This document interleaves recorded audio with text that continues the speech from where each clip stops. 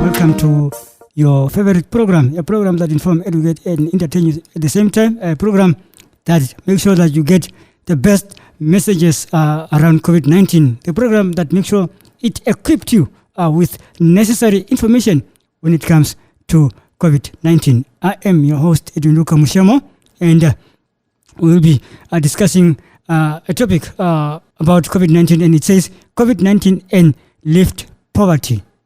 COVID-19 and lift poverty. It was written by Christie Keuelder in the Namibian newspaper. 22 minutes past 12 o'clock. And if you are just tuning in, you are still tuned in on Omaheke Radio 96.1 with me, Dunduka Mushemo. As I have said today, we are discussing a very, very, very crucial topic, as it says, COVID-19 and lift poverty.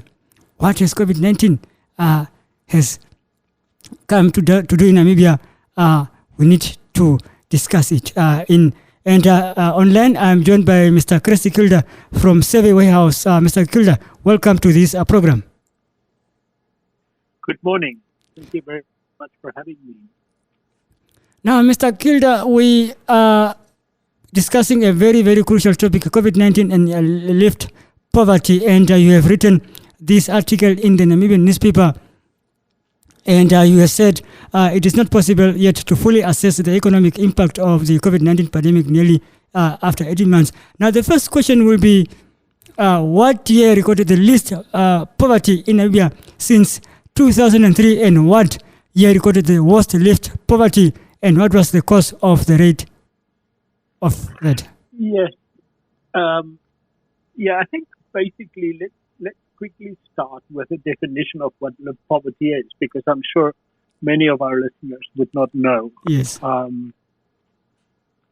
lift poverty is a concept, a measurement of poverty that we employ in the Afrobarometer since 2003. And in its gist, what lift poverty means is that we look at the extent, the frequency with which people in Namibia and other parts of Africa too have to go without 5 essential things which normally no human being would want to go without unless they don't have enough means to secure it, of course. So those 5 things that are included in lift poverty has to do with food, with water, with medical care, with cooking fuel, and with cash.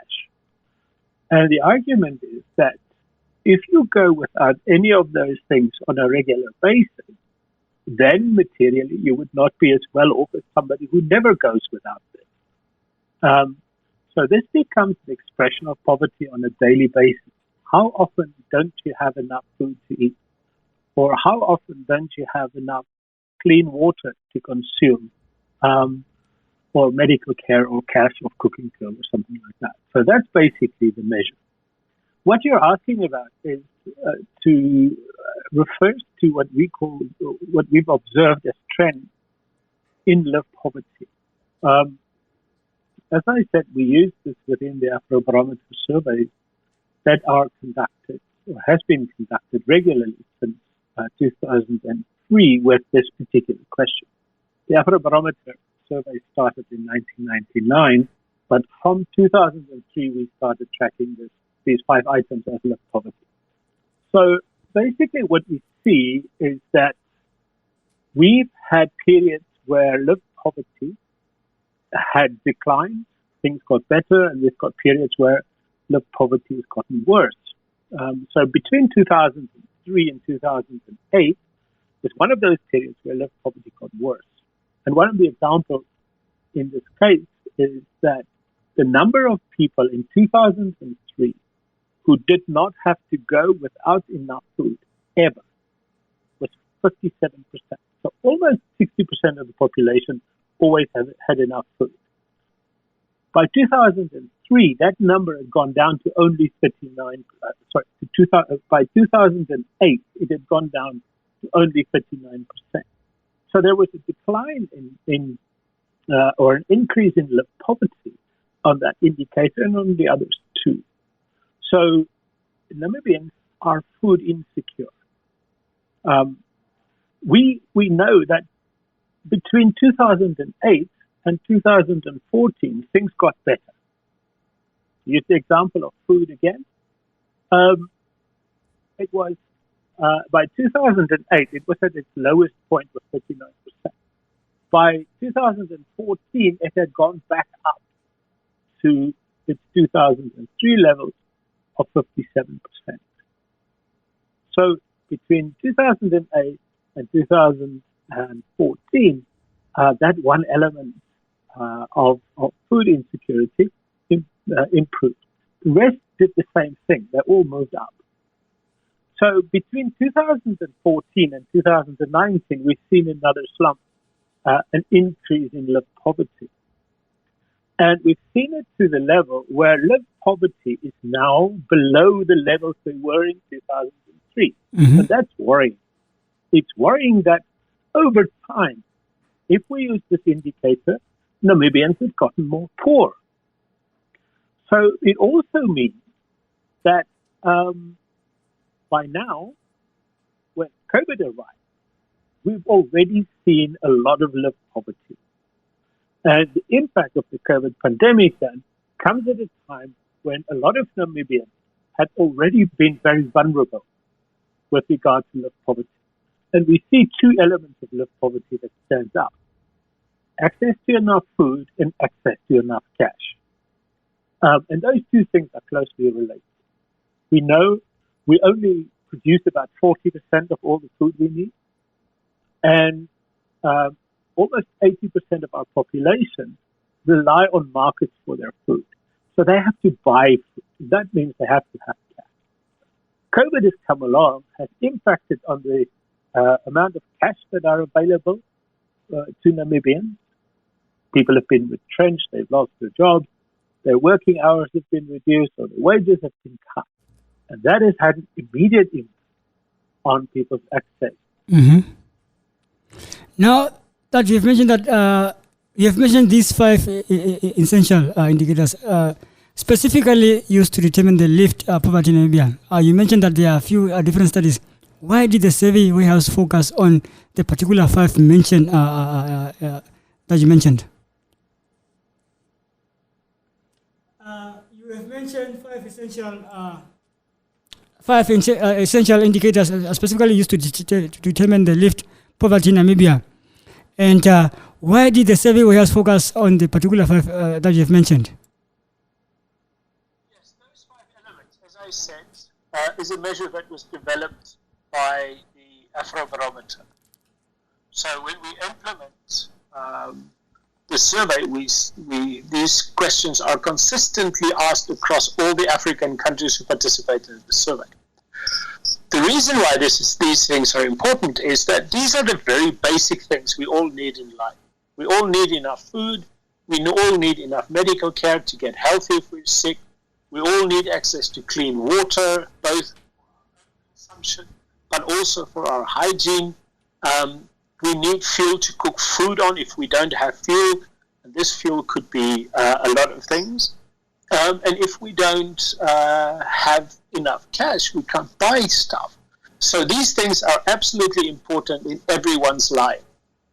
That's why they're included in this battery of questions. Mm-hmm. Now, finally, what is the link between the third wave of COVID-19 pandemic and the current lived poverty rate? Well, what we see is, as I said before, Namibians are more vulnerable with regard to two things, and has been over time. That is access to cash and access to food. These two things go very close together. So now we see, for example, 79% of people who've lost their jobs during COVID also had to go without enough food at least once during the pandemic. And 74% of those who temporarily lost their job also had to go without enough food at least once. So that impact is immediate. Even if it's just a temporary suspension of your wage, it has an immediate impact on the amount of food that somebody will consume. So, of course, people who haven't lost their jobs would probably not be affected by this. But those who are already vulnerable, those who are already food insecure, they are going to carry the brunt of what's going on. So we see that with the other indicators, temporary or permanent loss of jobs has an impact too, but it's nowhere near as important as the impact that it has on access to cash and access to food. And you know, the neighborhood in which we live over the last month or so has become quite volatile. And I think it's that the events of the last 10 days or 2 weeks in South Africa, for example, will have a further impact on these issues that we're talking about, right? Yeah. As more food, and remember, we import most of our food, 60%, has to come from elsewhere.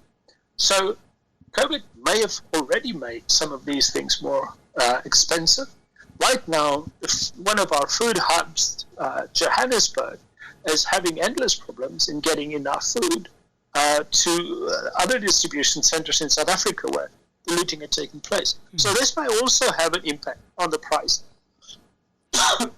excuse me, of food, which again would have an immediate impact on people who've lost their jobs or people whose wages have been cut. Well, Mr. Christie, it was a very, very pleasure having you in this program. We need people like you that educate and inform our local people here. Thank you very much for joining me today. Thank you. It's always a pleasure, and thanks for having me. Please be safe. Enjoy your day. You too. That's it. That was Mr. Christie Keuelder from the survey warehouse in Namibia, where we spoke about the lift poverty, COVID-19 lift poverty in Namibia, where he said less than 4 in 10 Namibians have never gone without enough food to eat during the pandemic, and only 3 in 10 have never gone without enough cash. That's it from me, Edwin Duka Mushemo. Until next time, it's bye-bye. Karenawa. Sala Sinti. Kitamai.